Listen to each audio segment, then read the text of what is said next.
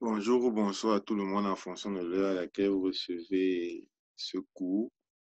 Ce cours va beaucoup plus focaliser l'attention sur les interactions gravitationnelles. Et nous allons voir principalement les forces gravitationnelles et le champ gravitationnel.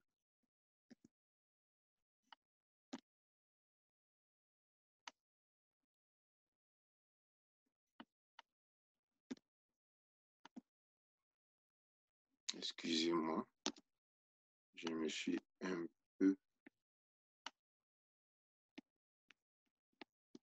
Ok, c'est ça. J'ai le dossier. Les interactions gravitationnelles. C'est bon.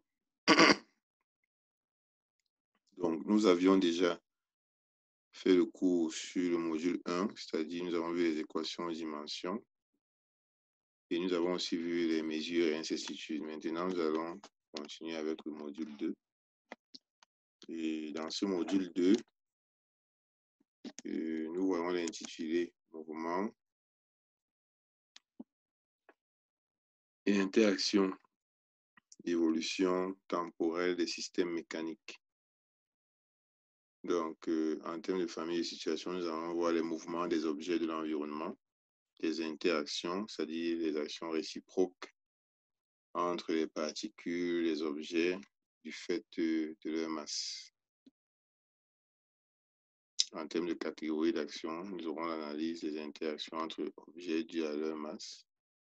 Les exemples d'actions, analyser une situation d'interaction gravitationnelle. Comme toujours, je commence par présenter ce qui entre dans votre programme officiel. N'oubliez pas la loi de Pareto. Nous devons nous concentrer sur les 20% qui peuvent nous faciliter la tâche pour qu'on recouvre facilement les 80%. Pour avoir ces 20%, il faut vraiment focaliser l'attention sur la priorité, qui sont les concepts sur lesquels vous serez évalué à l'examen. Donc, en termes de force de gravitation, nous allons voir la loi de gravitation universelle, savoir comment représenter une force gravitationnelle, représenter le fort champ gravitationnel créé par un point matériel ou une sphère homogène, creuse ou pleine, exprimer et calculer les intensités des forces gravitationnelles, appliquer la notion de champ de gravitation au cas particulier de la Terre et exprimer le champ de gravitation terrestre en fonction de l'altitude. C'est exactement ça, ce sur quoi nous allons focaliser l'attention. Commençons par une activité. Je vous demande de prendre une orange, de la positionner à une altitude considérable par rapport au niveau de la mer, c'est-à-dire par rapport au sol, de la lâcher ensuite sans vitesse initiale. Si je vous demande ce que vous observez, vous pouvez le deviner. Pourquoi est-ce que les corps descendent au lieu de remonter? Comment est-ce que nous pouvons profiter de ce principe dans la vie courante? Ça, c'est l'observation que le scientifique Newton, le scientifique physicien et mathématicien Newton a découverte lorsqu'il voyait justement une pomme tomber. Il s'est rendu compte que les corps massiques s'attiraient réciproquement. Et ça a donné lieu à une science qu'on a appelée la gravitation, qui n'est rien d'autre que le phénomène suivant lequel tous les corps, n'est-ce pas, de masse non s'attirent réciproquement. Et les propriétés de ces forces sont données par la loi d'attraction universelle, qu'on appelle encore la loi de Newton. Et vous devez être capable d'énoncer cette loi parce que elle nous donne les propriétés des forces gravitationnelles, c'est-à-dire leurs caractéristiques. Deux objets ponctuels ou supposés ponctuels de masse MA et MB situés à la distance D l'un de l'autre s'attirent réciproquement. La force d'attraction est proportionnelle aux masses,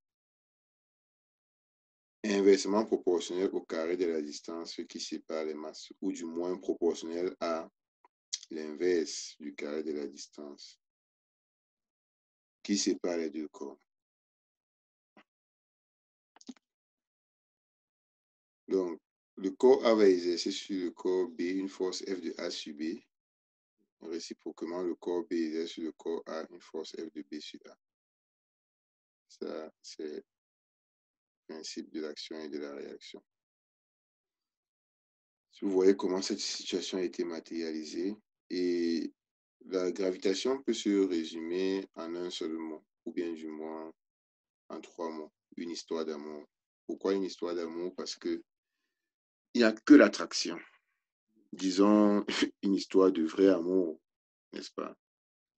Parce que c'est un amour qui ne repousse pas, mais qui accepte l'autre, qui va toujours être attiré par l'autre. Donc, lorsqu'on parle de gravitation, il n'y a que l'attraction, contrairement aux forces électrostatiques ou aux forces magnétiques, ou dans certains cas particuliers, il peut avoir répulsion. Donc, l'expression de la force, F de A sur B égale à F de B sur A, ça veut dire qu'ils vont exercer la même force l'un sur l'autre.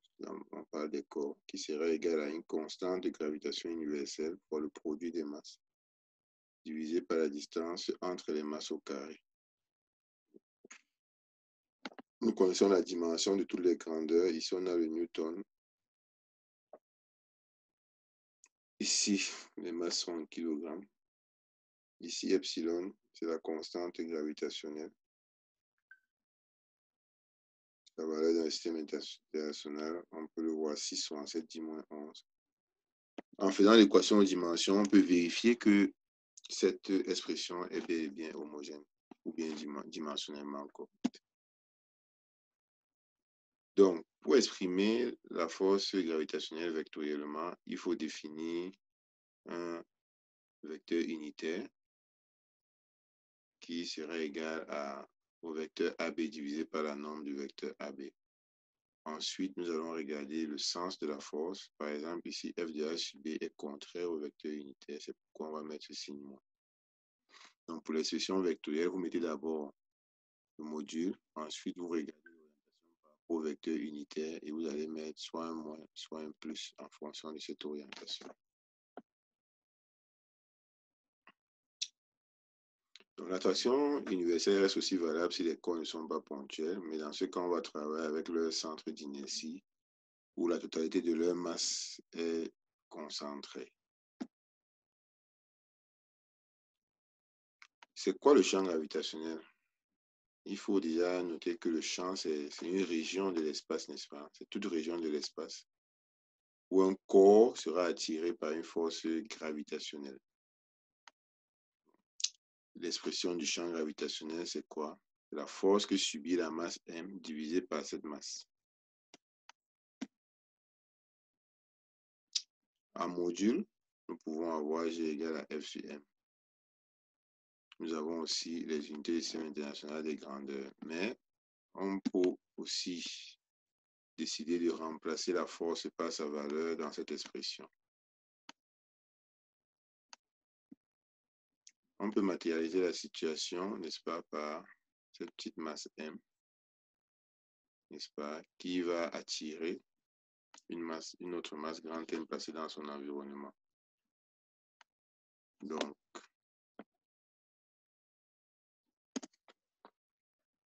ici, le champ gravitationnel subi par la masse grande M, c'est F sur M, ou bien disons F égale à mg. Et si nous remplaçons F par sa valeur, nous allons voir que le champ gravitationnel va nous donner moins epsilon fois m sur d carré. Vous voyez donc que ce champ dépend de la masse qui crée le champ, parce que ici, c'est la masse m qui crée le champ. Il faut bien retenir ces deux définitions. Soit on utilise cette expression où m est la masse qui subit le champ, soit on utilise cette expression où petit m est la masse qui crée le champ. Et on voit donc que le champ gravitationnel dépend de la masse qui crée le champ, parce qu'après simplification, on aura uniquement la masse qui crée le champ. Autre chose, le champ gravitationnel est dirigé vers la masse qui crée le champ. Vous voyez le négatif I. Ça veut dire que le champ est dirigé vers cette masse-ci aussi. Très important. Donc, en conclusion, le champ gravitationnel créé par une masse petit m en un point B est toujours dirigé et orienté vers la masse petit m qui crée le champ, vers la source du champ. Sa valeur est proportionnelle à la masse qui crée le champ. est inversement proportionnel au carré de la distance qui sépare les deux masses. C'est quoi une ligne de champ? C'est tout simplement des courbes qui sont tangentes en chacun de leurs points au vecteur champ gravitationnel. Ici, là, nous avons donc les lignes de champ qu'on a dessinées. Et les champs créés par la masse M. Vous voyez qu'elles sont toutes orientées vers la masse parce qu'on a dit que le champ est orienté vers la source du champ. Et ce cercle ici, c'est une équipotentielle parce que c'est situé à la même distance. Donc, le champ est constant sur ce cercle. C'est quoi un objet à symétrie sphérique? C'est un objet qui présente les mêmes propriétés dans toutes les directions issues d'un point O à la même distance petit r de ce point. Les astres, par exemple, comme la Terre, le Soleil, sont des objets à symétrie sphérique.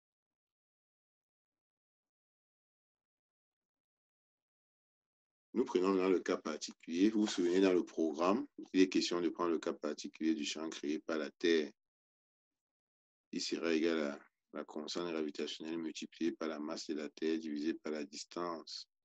Cette fois-ci entre le centre de gravité de la Terre, puisqu'on a dit que lorsqu'on a un objet qui n'est pas ponctuel, on travaille avec son centre de gravité où la totalité de sa masse est concentrée. Et le point qui a une altitude, on peut dire h de la surface de la Terre. Vous savez que la Terre est ronde et ici c'est sur sa surface. Donc la distance entre la Terre et l'objet B ce ne sera rien d'autre que RT plus petit d.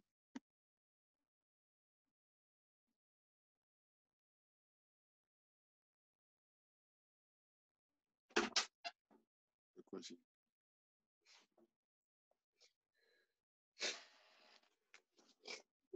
ne sera rien d'autre que RD plus petit d parce qu'on travaille avec les centres de gravité.